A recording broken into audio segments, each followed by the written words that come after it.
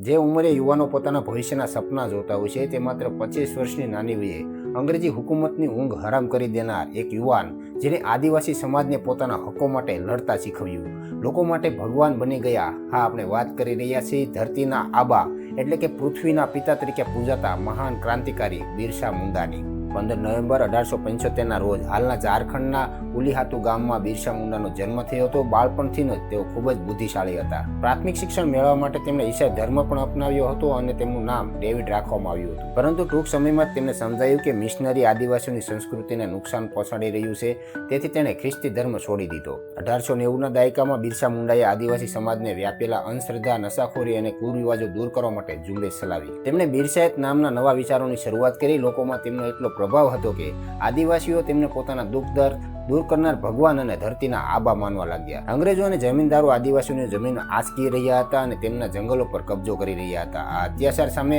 1899માં બિરસા મુંડાએ ઉલગુલાન એટલે કે મહાન વિદ્રોહી હાકલ કરી. અંગ્રેજો બિરસા મુંડાની લોકપ્રિયતાથી એટલા ડરી ગયા હતા કે 3 ફેબ્રુઆરી 1900ના રોજ ચક્રધરમપુરમાં જંગલોમાં અંગ્રેજોએ ધોકાથી તેમની ધરપકડ કરી. રાંચી જેલમાં તેમના પર અમાનુષી અત્યાચાર ગુજારવામાં આવ્યા અને 9 જૂન 1900ના રોજ માત્ર 25 વર્ષની વયે આ મહાન નાયકે જેલમાં જ અંતિમ શ્વાસ લીધા. બિરસા મુંડા આજે આપણી વચ્ચે નથી, પરંતુ તેમનો ત્યાગ બલિદાન આજે પણ અમર છે. ભારત સરકારે તેમના જન્મ દિવસે 15 નવેમ્બર જનજાતીય ગૌરવ દિવસ તરીકે ઉજવવાની જાહેરાત કરી છે.